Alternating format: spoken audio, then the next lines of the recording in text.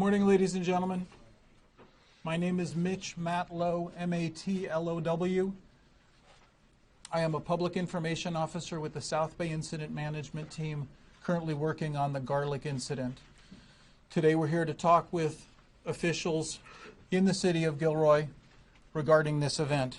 First to speak will be Mayor Roland Velasco of the city of Gilroy.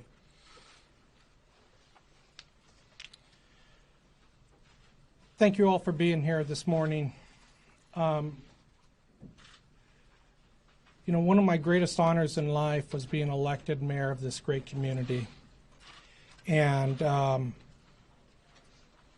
can tell you that the people of Gilroy are strong, we're resilient, and during the course of this investigation, as law enforcement continues to research and investigate it, the Gilroy community will mourn, but we will get through it. On behalf of the community and the Gilroy City Council, I'm speaking to you today to provide a brief update on where we're at. Later on the agenda, you'll get additional information from our public safety personnel. As you know, yesterday afternoon, the city of Gilroy endured a tragedy that a very long night cannot erase.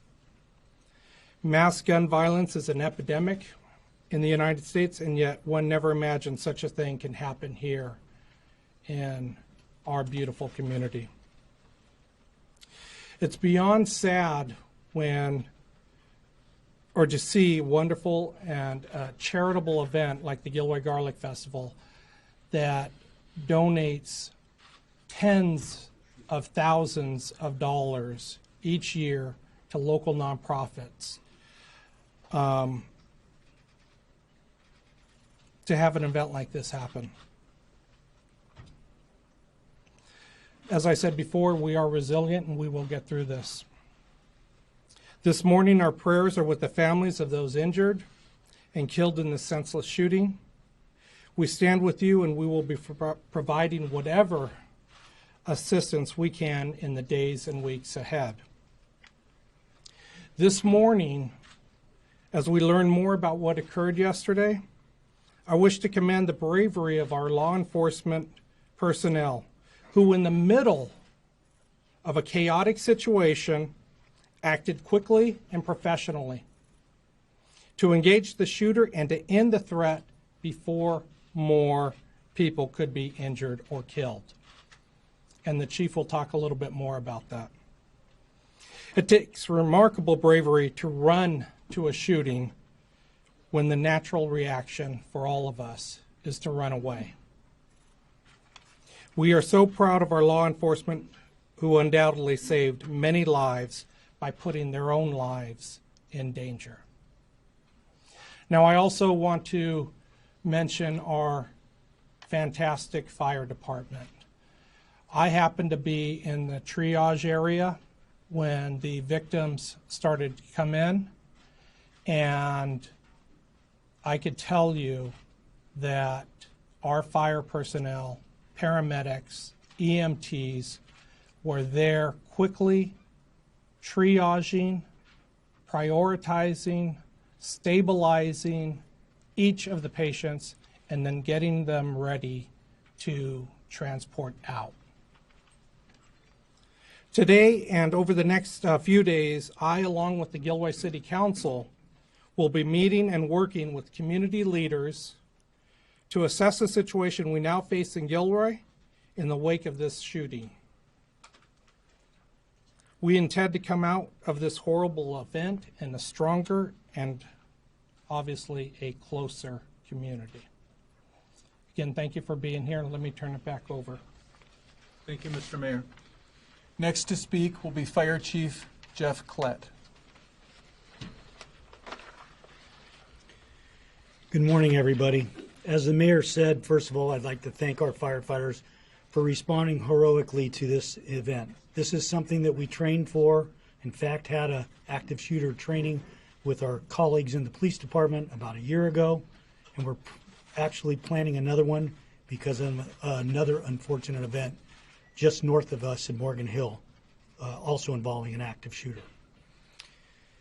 Luckily that we were at an event, so we had 6 total fire department personnel on scene when this shooting occurred, 2 on an engine in the park, 2 on bike teams, and 2 that were in an ambulance inside the park. So we were able to respond quickly to the situation when the shooting occurred. We had 12 EMS, public and private personnel also on scene, an EMT contract, and a public ambulance company there as well. The initial dispatch occurred at 17:42 hours. We sent 4 engines, and for note, we only have 3 engines in the city of Gilroy, so we sent all of our resources as well as our South County neighbors. 2 additional battalion chiefs, and then requested 16 local mutual aid engines to respond down here as well. Our Gilroy battalion chief assumed command at 17:45 hours, along with the first arriving fire engine that was dispatched from outside of the Garlic Festival event. We had a total of 6 ground ambulances and 2 supervisors from the county. We had 3 air ambulances, and we did a total of 16. There were 16 total transports, 13 of which were done by the fire department and the EMS agency. 3 of those, again, were air ambulances, and 8 ground ambulances. And I will leave it to the police department to talk about the actual state of the deceased in this event. Thank you. Next to speak to you, Police Chief Scott Smithy.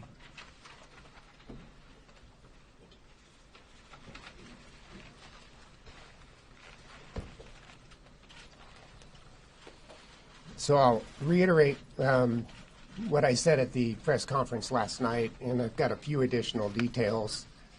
And then we'll also be planning an additional update because I plan on having more information now that daylight's here and we're getting fresh resources in. So we'll try to put something together for you for later this afternoon. We've got the date and time established already, and as most of you know, the Gilroy Garlic Festival is an event that we put on every year. And we typically host between 80 and 100,000 people to our festival. It takes several thousand people a day volunteering to make this festival work. And so at the time that the incident occurred, you know, it was near the end of the final day. It was last night, Sunday.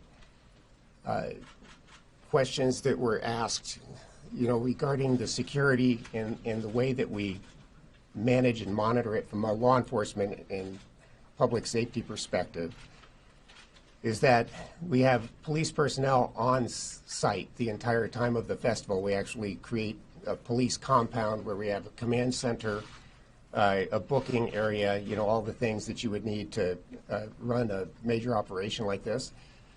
The officers are deployed throughout the park, and they're assigned to different regions of the park, so they're spread out. We don't have officers all in one spot. When this call came in, the shots being fired, the closest team of officers responded immediately. They were there and engaging the suspect in less than a minute. The suspect was armed with an assault-type rifle, and he, as soon as he saw the officers, he engaged the officers and fired at the officers with that rifle. And I had 3 officers that engaged the suspect. And despite the fact that they were outgunned with their handguns against a rifle, those 3 officers were able to fatally wound that suspect, and the event ended very quickly.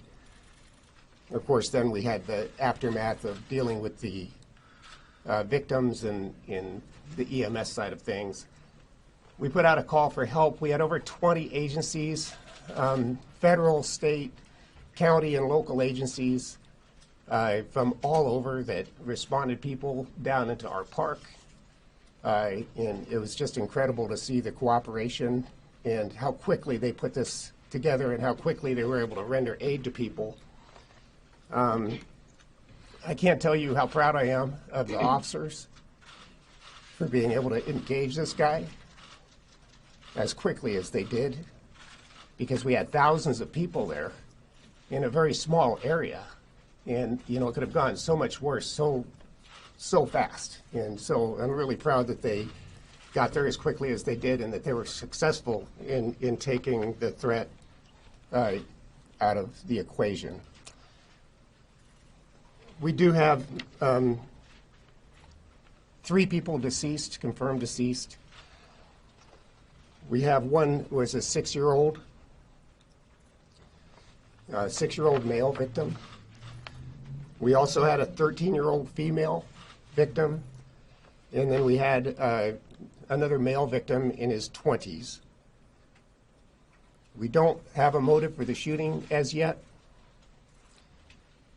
We did have reports of a potential second suspect. We don't have any confirmation that any second suspect did any shooting, but we certainly are investigating all leads to try to determine who that potential second suspect is and what exactly that person's role was.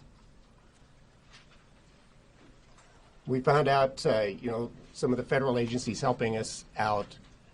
We found out that the rifle that this suspect used was an SKS. It was a AK-47 type assault rifle. It was purchased legally in the state of Nevada on July the 9th of this year. And reports have been going out of potential suspect. And I will confirm that the suspect is the person that several news media have been inquiring about, Santino William Logan, who is 19 years old. And I say that name with some hesitation because I don't believe that somebody like this deserves the notoriety or the recognition. But I also understand that you all, want to have some confirmation of that.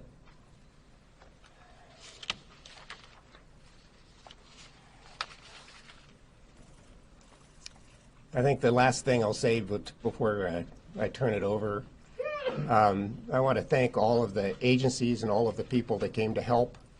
I don't even know how many people, but there was a lot. And we put out the call for help. They came. Because it's such a large crime scene, the FBI has come in and offered some assistance, and we have accepted that assistance because of the size of the area that we need to cover. And so before we open it up for questions, I'm going to have them come up and talk a little bit about their role and how they're helping us with this case, and then I'll come back up.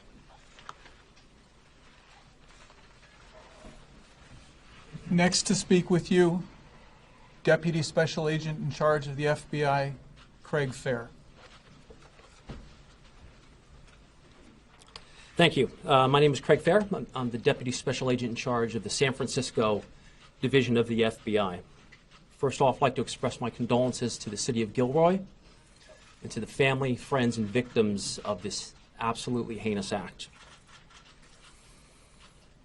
The FBI's principal role is assisting the city and the police department of Gilroy in the investigation. Our preeminent and principal concern at this point is motivation, ideological leanings. Was he affiliated with anyone or any group? That still has to be ruled out and still has to be determined at this point. And we are supporting Gilroy Police Department in making those determinations. Our evidence recovery team, it's a sizable team. We have about 30 individuals out there right now collecting evidence. As we find evidence, as we flag it, as we mark it and map it, we're determining that the crime scene is much more expansive than what we originally thought, and it amounts to many, many, many acres. We appreciate the public's patience as we process this. It's done very slowly, it's done very methodically, and it's done for a reason should we have to use that evidence in prosecution later on. I'd also like to thank the first responders. As the mayor cited in their heroism, the FBI personnel who worked tirelessly throughout the evening and will do so for the next several days. Our partnership with the Gilroy Police Department and the city of Gilroy as we move through this crisis, and members of the general public who are offering, continue to send in tips, photos, and assist with the investigation. Thank you.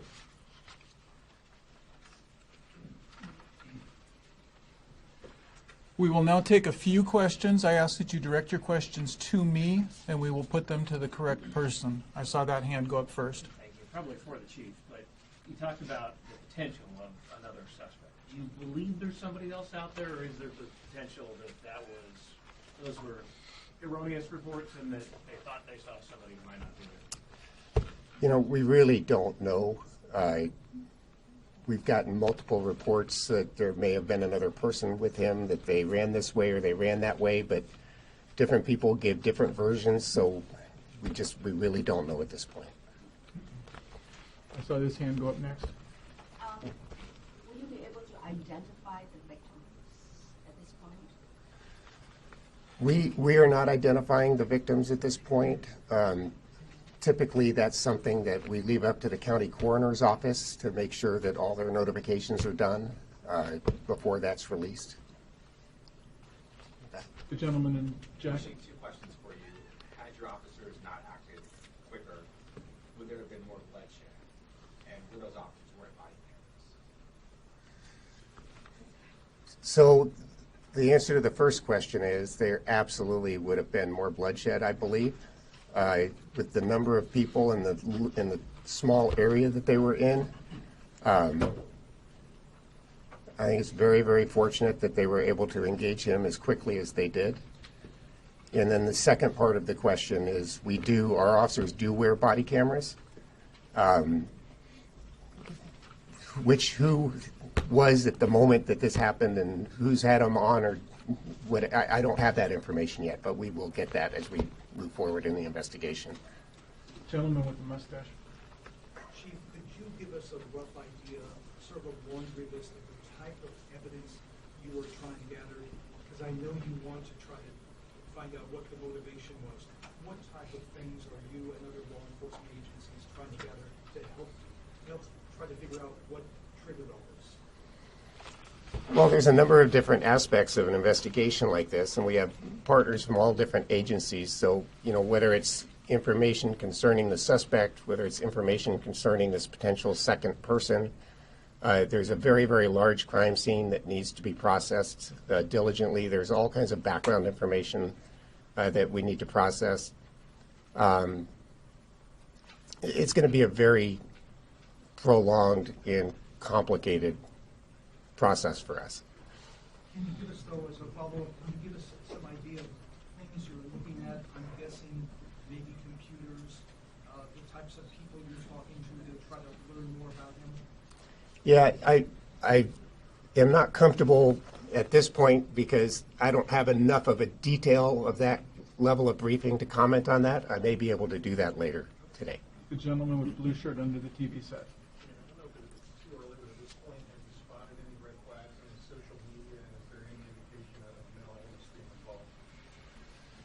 I am not ready to comment on that yet. I don't have that level of detail either. Are you familiar with him? And we were told he was from Gilroy. Did he have a record? Anything along those lines? And also, is he the one who purchased it illegally from the narcotics? As far as his local background, again, I'm not ready to comment on that. My understanding that he is the one that purchased the weapon in Nevada. We had seen that he had moved to Nevada. Can you confirm if he was living in Nevada? Do you know what brought him there? And then how long had he been back in California before this incident happened? I don't have that information yet. I think he was living with family members, but he's originally from Gilroy. I don't yet know how long he was in Nevada or how long he'd been back. One last question. Many people had to rush away, obviously, from their grounds. What do you tell people who are maybe wanting to return? And then the second question is, since this is an ongoing investigation, how secure is the fairgrounds and surrounding area? Chief, would you like to address that? Yeah, well, I would say that it's very secure. We have quite a large number of personnel out establishing a perimeter around the area because we have to do the evidence processing. There are people that were at the festival that literally ran away and left their belongings, and we have vehicles and there's vendor tents and whatnot. We can't allow them back in until we finished with the evidence processing portion of this. So we have a team that's set up to help assist those people to provide some support until we can get them back to their belongings. Chief, can you talk about the victims? They were so young. You have 3 people under the age of 22, children. We talk a lot about the suspects here, but they speak to it all these young lives being lost and maybe even not being Well, I think any time a life is lost, it's a tragedy. But when it's young people, it's even worse. And it's very difficult. I don't know that I don't know what, if any, association there is. It seems that this was a random act, but again, we've got a long way to go before we can come to a determination what his motivation was. That's all the questions we're going to take for now. I did make a commitment to the Spanish-speaking stations that I would give an interview outside in Spanish. So if you folks would like to set up outside, I will take care of that. Any other questions we will take later. There will be future conferences that we put together. Confirm the total number of acres. The total number, as we understand it, was 16. 4 people deceased and 12 injured. so much One of those deceased was the Jimmy, too. Jimmy, thank you so much. I'm sorry, I forget your question. I don't have that.